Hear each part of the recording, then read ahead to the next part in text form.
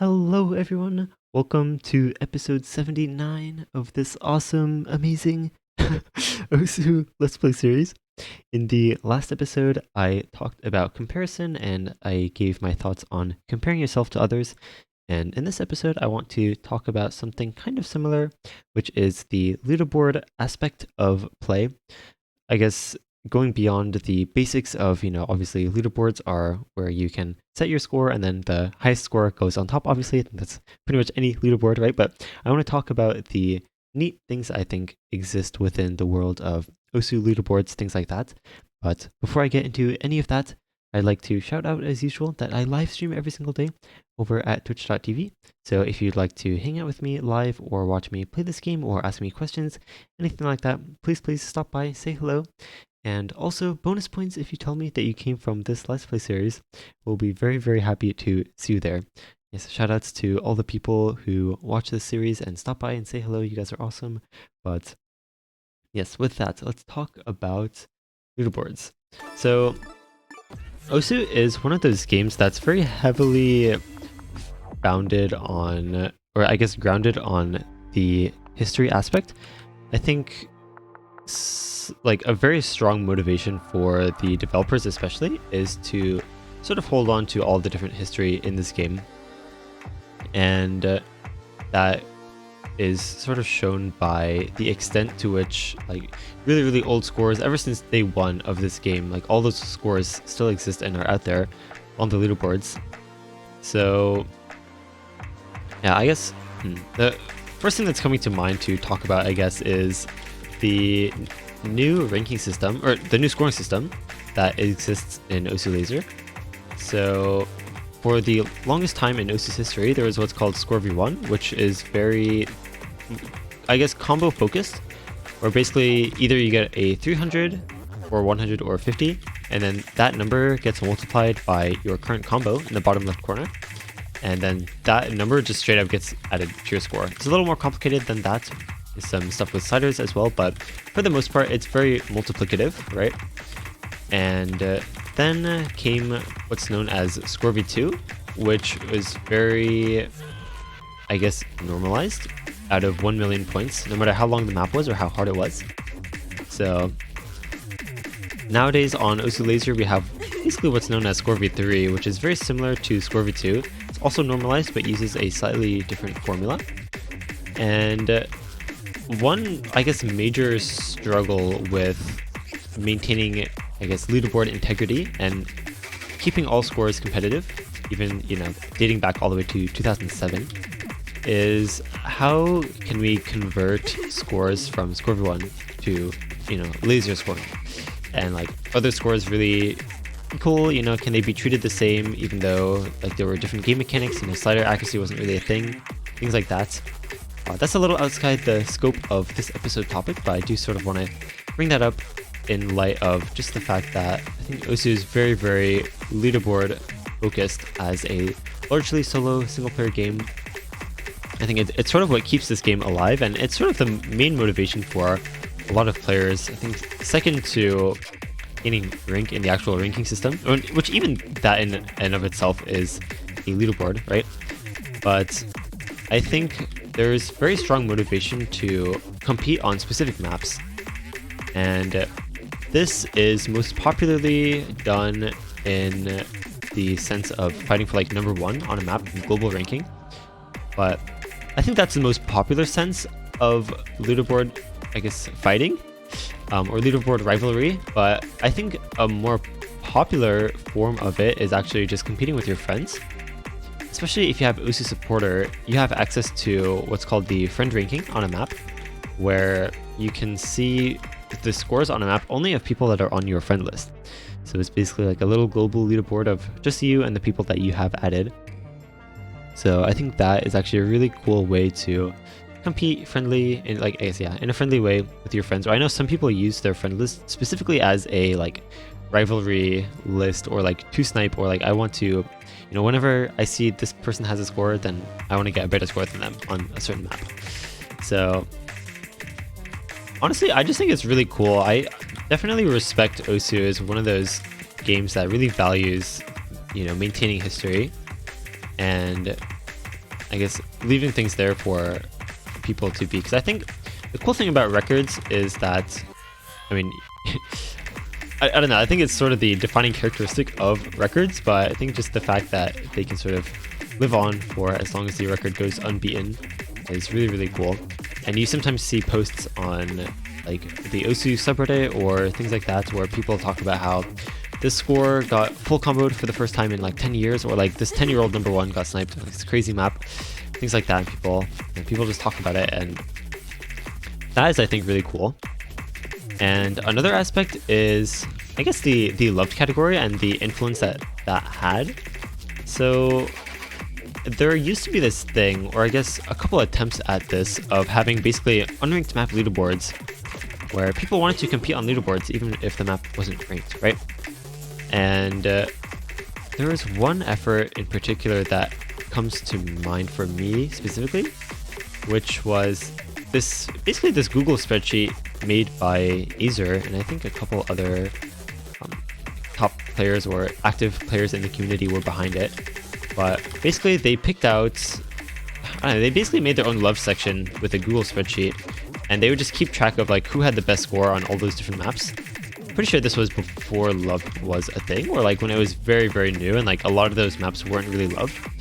Probably looking back on those on that spreadsheet, if we were to look back on it, a lot of those maps are probably loved now, but it's just sort of a community effort. Like, despite all of the record keeping that's done in this game, you still have people that really, really try to compete on pretty much every map that's out there.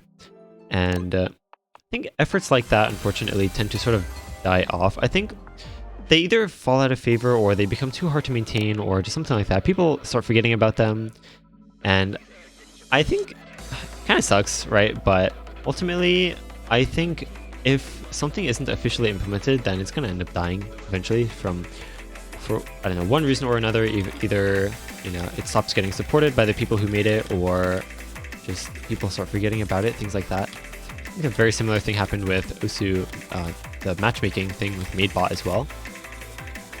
I think if anything like that really wants to live on for a long time, then it's definitely going to need some sort of official implementation, because, you know, that's, well, for one, obviously that's what the main game is, but I think that's where the records really truly last forever. I think Aiceo, like I mentioned, does a really, really good job with that. But yeah, I think honestly, if you guys have never tried playing this game, not just to improve your own scores, but to try challenging yourself and beating other people's scores as well, it can be, honestly, I think it can be kind of daunting at first, especially being so new to the game, and you're like, you can't even get, you know, an A rank on some like really low star map, and then you see the leaderboard and some people have an SS with all 4 mods, and it's like, what in the world? It's like, it feels kind of untouchable. But I think especially, I know a lot of people, when they're, I guess, less experienced with the game, they can sort of take pride in their leaderboard scores that just like don't have many scores yet. Like, the map got ranked like a couple hours ago, but you know, you got on it and you were one of the first scores on the map, and you're on the global leaderboard, and you might even be rank 1 on the map for a little bit, and that feels kind of cool. It's pretty cool. So, and then you just sort of, you keep your eye on that map and you see who else is getting close to your score, and who else is using the same mods, and who's a potential candidate, I guess, to snipe your score. And yeah, stuff like that can actually be really motivating to try improving your own scores and things like that. I almost just took my cursor off. I thought the map was over, but there was one more note. But yes, let's see. Yeah, another thing. Let's think. Oh, country rankings. Okay, yeah, so on Osu Laser, so you guys can see there's this country, or you can see the different rankings, or the leaderboards rather, I should say. And all of them right now have the classic mod because they're all just imported from the stable client. Nothing from Osu Laser. No score submission has been activated at the time of recording this. So you see all these basically just the stable leaderboards converted over. But yes, as best as possible, right? But the country leaderboards is something I really want to talk about. So I think especially in smaller countries, or really any country, I think it's a really cool way to have a sort of smaller sub community to interact with and try to I don't know. I think something really cool about Osu is that each country sort of creates its own subculture, and I think like competing within people in your country is actually a really cool way to meet people as well. And I think also, yeah, people I think also scout out players using the country rankings. Like people who really go for like country rank ones, they start to recognize some names as they start popping up, which yeah, I think is really, really cool. And let me think. Yeah, even in, so like personally being from the United States, I think, which has the largest player base in this game, you still have people who would like really try competing for country rankings and start recognizing names, especially people who just have like a lot of different scores on maps. And yeah, I don't know, it's just really, really cool. So not really sure what else to say there. I know a lot of people have actually met some really cool friends, I guess, or just people to play the game with or talk about the game with through the country rankings. So country rankings, again, is another leaderboard type that's only available to Osu supporters. So I guess a lot of this episode, or the stuff I talk about in this episode, is sort of Osu supporter locked, but yes, and I guess on that topic, so there's friend ranking, there's country ranking, and then the third one is global ranking of only the mods that you have selected. So basically a per mod leaderboard.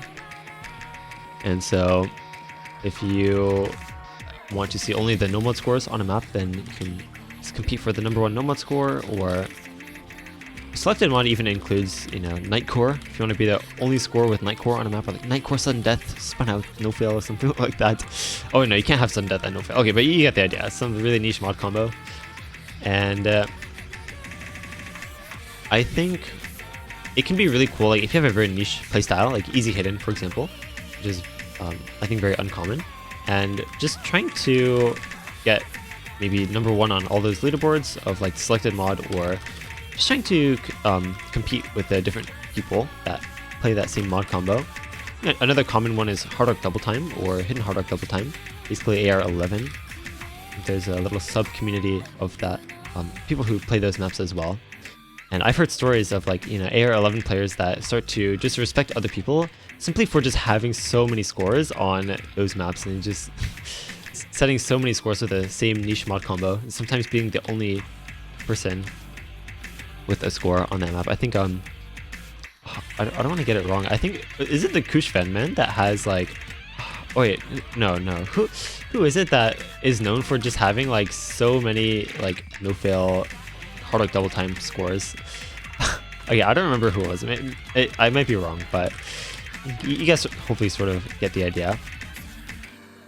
But yeah, I don't know, stuff like Perfect Mod Sudden Death. I think, yeah, honestly, like, bottom line is sort of that the leaderboards in this game provide a really healthy and also like creative or just unique way of competing in this game that obviously I think, as I talked about sort of in the last episode talking about comparison, you don't want to define your self-worth as whether or not you're better or worse than someone else, but it can be really, really cool to just sort of see what other scores are out there, and I think you can use other players' very good scores as motivation to one day try to improve your own skills and become as skilled as them one day. But yeah, honestly, I think inspiration is really, really huge in this game, and I think leaderboards do a really, really good job at keeping you inspired and motivated to set scores on different maps.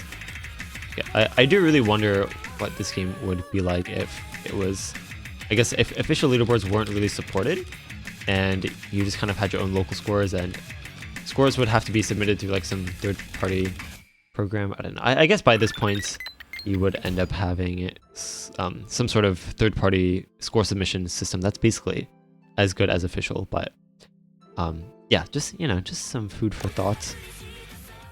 Let's see, I think that is largely, I think, all I wanted to talk about.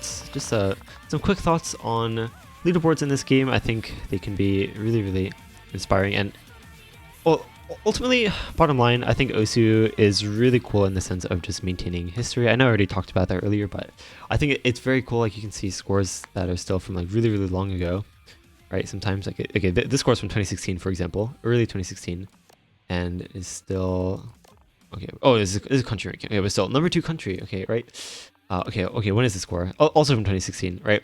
So this score is insane, by the way. What? 1x100 in 2016? Insane.